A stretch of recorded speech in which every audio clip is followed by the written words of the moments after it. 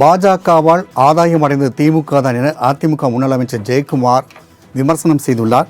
தற்போது நம்முடன் தொலைபேசி வாயிலாக அதிமுகவின் முன்னாள் அமைச்சர் ஜெயக்குமார் அவர்கள் இணைகிறார். வணக்கம் சார். பொதுக்குழு கூட்டத்தில் உங்களுடைய தீர்மானங்கள் குறித்து திமுகவினுடைய அமைச்சர் KN நேரு அறிக்கை ஒன்றை வெளியிட்டுள்ளார். அது தொடர்ச்சியாக பல குற்றச்சாட்டுகளை முன்வைத்துள்ளார். குறிப்பாக குடியுரிமை திருத்த சட்டத்தை அதிமுக ஆதரித்து வாக்களிக்காமல் இருந்திருந்தால் அந்த மசோதா மாநிலங்களவையில் தோல்வி அடைந்திருக்கும் அப்படின்றத அவர் குறிப்பிடுறாரு. வணக்கம், ஜெயக்குமார் பேசுறேங்க. பொதுவாகவே பார்த்தீங்கன்னா ஒரு ஒரு மத்தியிலும் மாநிலத்திலும் ஒரு நல்லுறவு.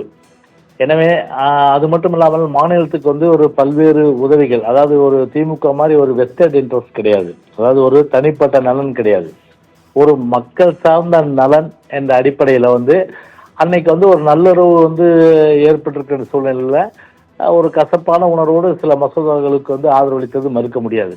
ஆனால் அது அந்த காலகட்டத்தில் அன்னைக்கு ஒரு மாநிலத்தில் பார்த்தீங்கன்னா ஒரு வளர்ச்சி, அதே போல் மாநிலத்துக்கு அதிக நிதி தேவை, மாநிலத்துடைய ஒரு சுமூகமான ஒரு நல்லுறவு இருக்கணும் என்ற அடிப்படையில் அது கொடுக்கப்பட்டது. ஆனால் அதே நாங்கள் இன்னைக்கு பாரதிய ஜனதா உறவோடு முடிச்சிட்டோம். அதாவது ஒட்டும் இல்லை, உறவும் இல்லை, இப்போதும் இல்லை, எப்போதும் இல்லை, எந்த காலத்திலும் இல்லைன்னு சொல்லிட்டு அதை முடிச்சிட்டோம். அதில் முன்ன வச்ச காலம் நாங்கள் எந்த காலத்திலும் பின் வைக்க போறதில்லை. ஒரு விஷயம் ஏன்னா, தான் திருடி பிறர் நம்பான்னு ஒரு பழமொழி இருக்கு. திருடன் என்ன பண்ணுவோன்னா, அவன் திருடன் திருடன் திருடன் கத்தி ஓடுவான். ஏன்னா இவனே திருடன். அவன் திருடன் திருடன் கத்தி ஓடும்போது பாரு மற்றவங்க தான் இருக்கான், ஏன்னா இவன் திருடன். அப்படி இருக்கும்போது 98-9 கிட்டத்தட்ட 5 வருஷம் பாஜகவுடைய அமைச்சரவையில் சுளையாக பார்த்தீங்கன்னா பல்வேறு வளங்கொலிக்கு இலாக்காக்கெல்லாம் பெற்று கோடிக்கணக்கான ரூபாய் முழுமையாக அன்னைக்கு கொள்ளையடிச்சு இந்த திமுக. ஒன்று. ரெண்டாவது, இன்னைக்கும் கூட பிஜேபியும் டிஎம்கேயும் எழுதப்படாத ஒப்பந்தமா நான் அடிக்கிறது போல அடிக்கிறேன், அழுவுறேன் அப்படின்ற மாதிரி பார்த்தீங்கன்னா மேலுக்கு தான் பார்த்தீங்கன்னா பிஜேபி பற்றி விமர்சனம். அதே நேரத்தில் பார்த்தீங்கன்னா எல்லாம் இந்த கடந்த காலத்தில் இந்த ராஜ்நாத் சிங்கை கூட்டு வந்தது.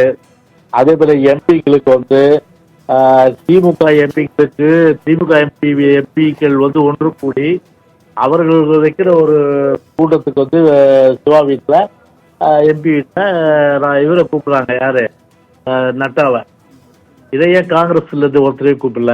சரி, ஒரு பக்கம். ரெண்டாவது பார்த்தீங்கன்னா வரலாறு பாருங்க. 98 நாங்கள் அன்னைக்கு பிஜேபியோட கூட்டணி இருக்கும்போது ஒரு மதவாத சக்தியை நீங்கள் கூட்டணி வச்சிருக்குன்னு சொல்லிட்டு திரும்ப கருணாநிதி அவ்வளோ விமர்சனம் பண்ணாரு.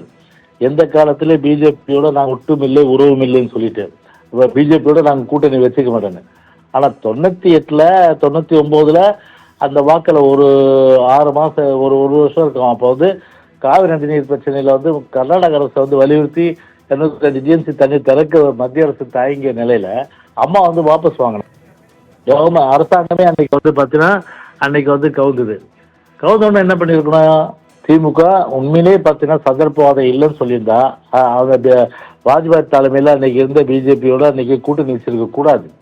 ஆனால் நாங்கள் வந்த உடனே கெட்டியாக போய் பிடிச்சிக்கினார். கெட்டியாக மதவாத சக்தின்னு சொல்லிட்டு 3 மாதத்துக்கு முன்னாடி சொல்லிட்டு கெட்டியாக பிடிச்சிட்டு 5 வருஷம் அமைச்சர்கள் இருந்தாங்க. சரி, அமைச்சர்கள் 5 வருஷம் இருந்தீங்க. அதுக்கப்புறம் வரலாறு காங்கிரஸோட இருந்துட்டு காங்கிரஸோட கூடா நட்பு கேடாமலைன்னு சொல்லிட்டு அந்த கட்சியோட கூட்டு.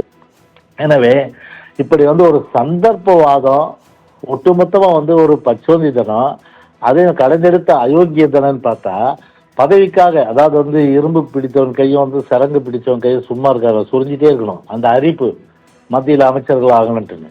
அதனால் போன தடவை தான் அந்த வாய்ப்பு போயிடுச்சு. இந்த தடவையாவது நம்ம அமைச்சர்கள் ஆகி அப்படி இன்னும் கோடிக்கணக்கான ரூபாய் கொள்ளையடிக்கிற அடிப்படையில் அந்த அரிப்பு தாங்க முடியல. அதனுடைய வெளிப்பாடாக தான் திரு உதயநிதியும் போய் ஒரு அமைச்சரை போய் சந்திச்சதா பிரைம் மினிஸ்டர் எல்லா மாநிலத்தில் அமைச்சரை போய் சந்திச்சிருக்காங்களா சொல்லுங்க? ஒரு அமைச்சரை போய் சந்திச்சதா வரலாறு கிடையாது. ஒரு அமைச்சர் அப்பாயின்மெண்ட் கேட்டால் பிரைம் மினிஸ்டர் கொடுக்குறாரு. சப்சிக்வெண்ட்டாக ஸ்டாலின் போய் பார்க்குறாரு அடுத்த தொடர்ச்சியா. ஆனால் எந்த தமிழ்நாட்டுக்கு என்ன திட்டங்களுக்கு அனுமதி கேட்டு இவங்க போய் கேட்டு போராட்டாங்க? ஆண்டாண்டு காலமாக எவ்வளோ பிரச்சனைகள் ஜீவாதார உரிமைகள்லேருந்து அதே போன்ற நிதி பிரச்சனைகளிலிருந்து, அதே போன்ற பல்வேறு மாநில உரிமைகள் பிரச்சனையிலிருந்து அங்க மத்திய அரசுல பெண்டிங் இருக்கு.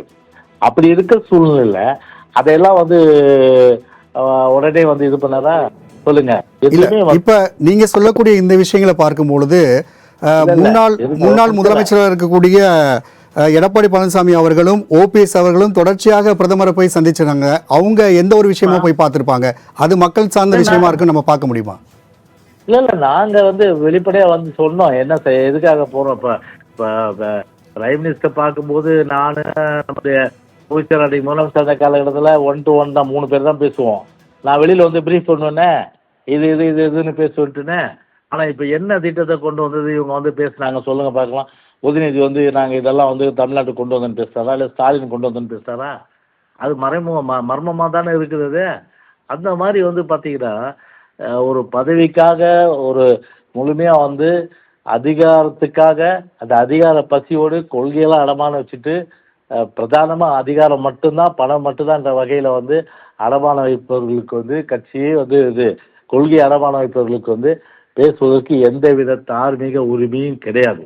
எனவே தான் நான் முன்னாடி சொன்ன மாதிரி தான் திருடி பிறர் நம்பா, அதே நேரத்தில் வந்து பார்த்தீங்கன்னா வந்து திருடன் கத்தி ஓடுறோம், இவன் தான் திருடன். அதனால் தமிழ்நாட்டு மக்களுக்கு தெரியும் சந்தர்ப்பவாத கட்சி எது, உதட்டில் வந்து ஒன்று உள்ளத்தில் ஒன்று வச்சுட்டு உறவாடுகின்ற கட்சி எதுன்றது நிச்சயமாக தமிழ்நாட்டு மக்களுக்கு தெரியும். உங்களுடைய கருத்துக்களை பகிர்ந்தமைக்கு நன்றி திரு ஜெயக்குமார்.